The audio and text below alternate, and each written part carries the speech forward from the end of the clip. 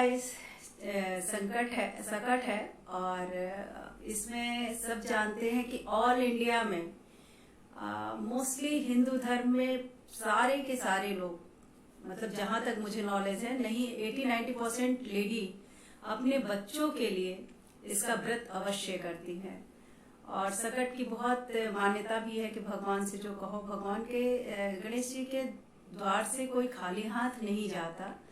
और ये भी आप जानते हैं कि गणपति की पूजा सबसे पहले, की कोई भी पूजा होती हो, लेकिन गणपति की वंदना और गणपति की पूजा हमेशा ही की जाती है सबसे पहले। तो ये संकट में मैं गणेश की पूजा कैसी करनी है, क्या करनी है, नहीं करनी है, ये मैं आपको नहीं बता रही हूँ। इसके लिए फिर कभी मौका मिलेगा मैं आपको जरूर बताऊंगी, इसके विधि विधान बताऊंगी। और मैं अपने मम्मी के सारे ट्रेंड आप लोग तक ट्रांसफर करूंगी।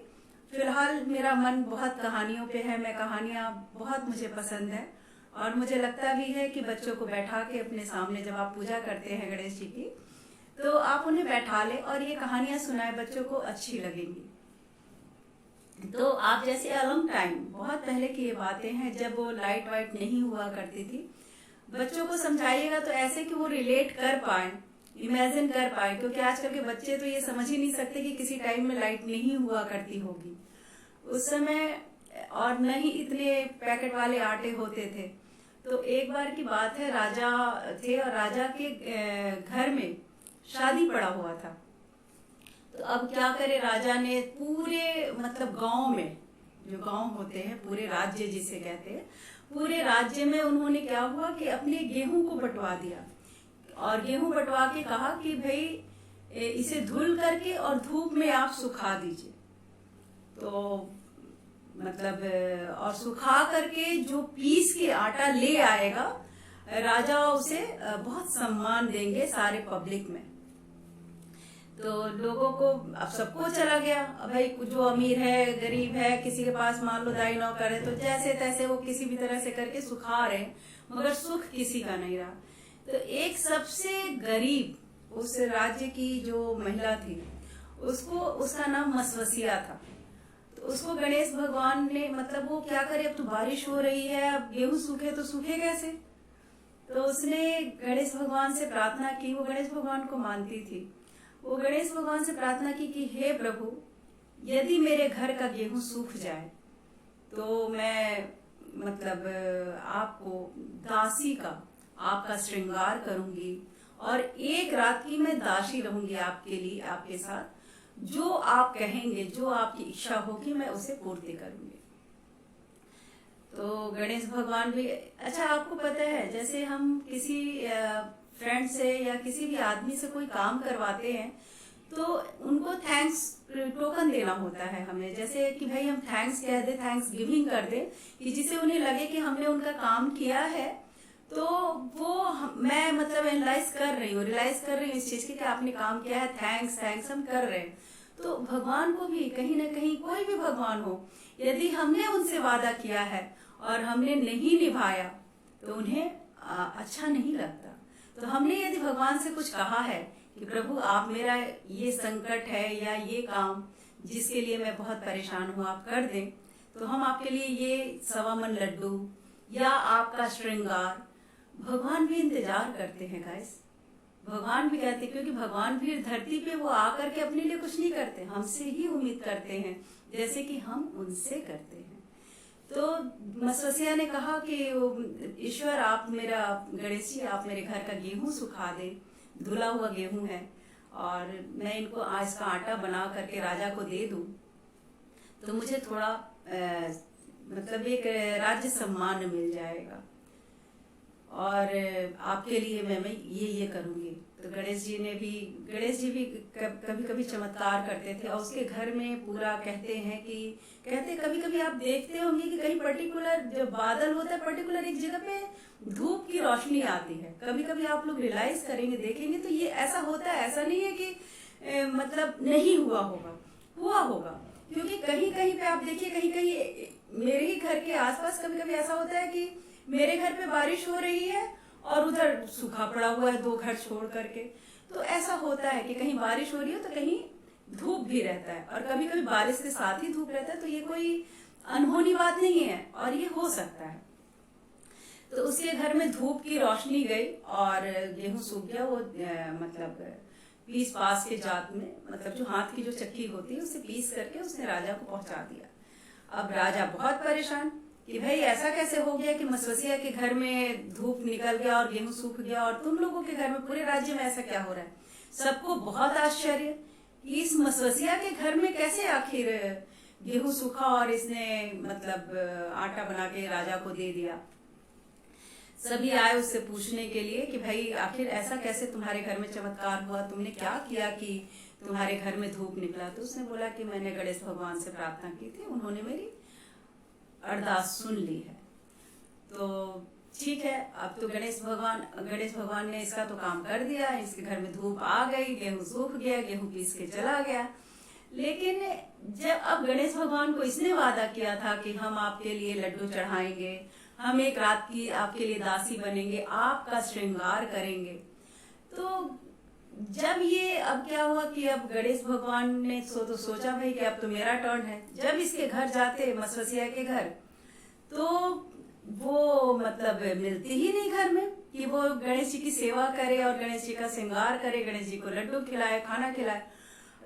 मतलब करीब करीब ऐसा कहा जाता है कि गणेश जी 1 हफ्ते 10 दिन लगातार गए। तो 1 हफ्ते 10 दिन गए, वो नहीं मतलब मिली मसवसिया उसको। गणेश जी को बहुत बुरा लगा, बहुत ही बुरा लगा कि मतलब ये क्या कर रही है। मतलब उनको ये लग रहा है कि मतलब मुझे मेरा अपमान कर रही है ये। उसे उन्हें बहुत क्रोध हुआ। तो उन्होंने कुछ ऐसा किया, कहते हैं लोग कि घर में उन्होंने कुछ ऐसा किया कि वहां पे कहते हैं कि उन्होंने मतलब कुछ बीजारोपण कर दिया किसी चीज का, ऐसे शुक्राणु का कहते हैं वो लोग, कि बीजारोपण कर दिया उसके आंगन में।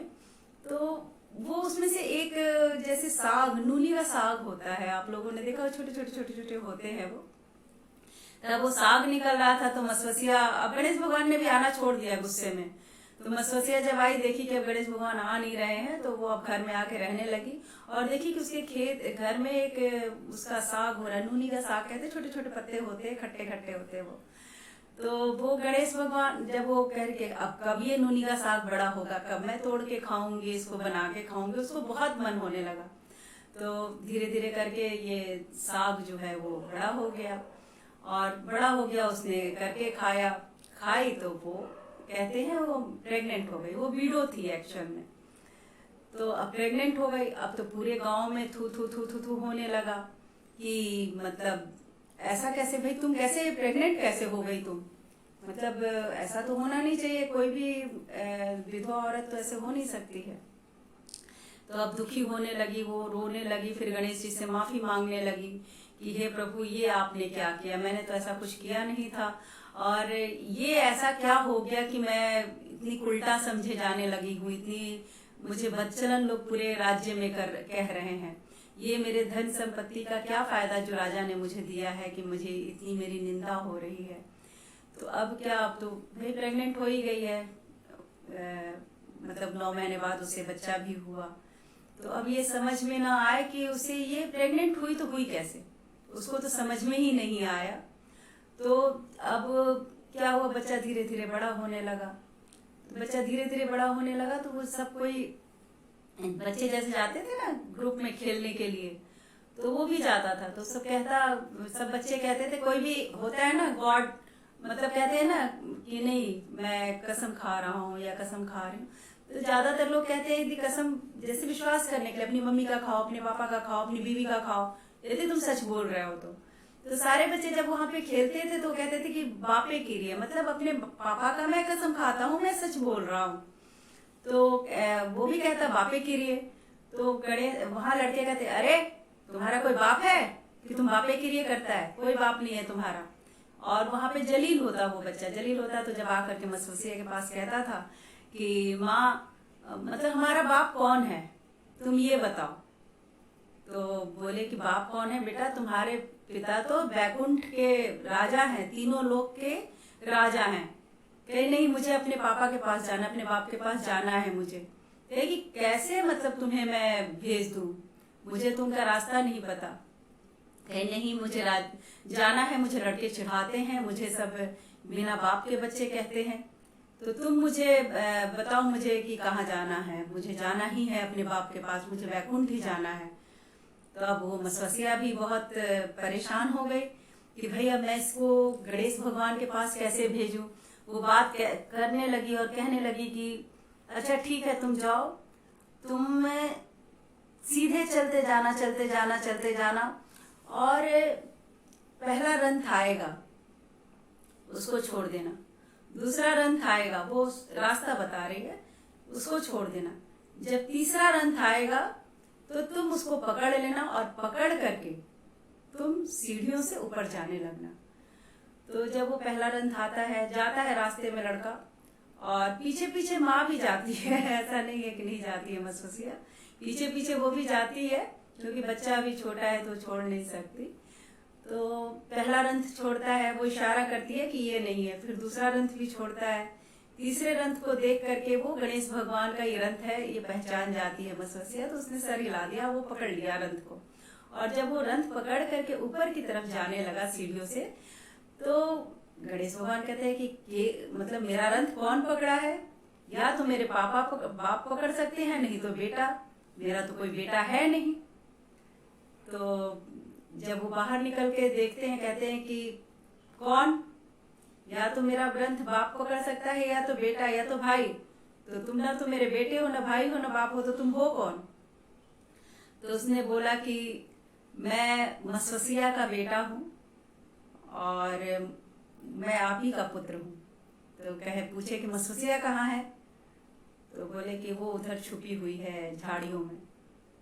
तो कहते हैं कि गणेश जी तो भाई सबके विघ्न को दूर करते हैं, वो मसवसिया को फिर बुलाते हैं, मसवसिया आती है, उनके पैरों पे गिर जाती है कि मैं मतलब मुझे आप माफ कर दें, आपने तो आपसे जो मैंने मांगा आपने कर दिया, लेकिन मैं अपना वादा नहीं निभा पाई, मैं डर गई थी कि शायद मैं ये सब चीजें न कर पाऊं, लेकिन अब आपने वहां पे जो नूनी का साग निकाला था उसको खाई, तो ये आपका पुत्र हो गया, तो ये आप ही का पुत्र है।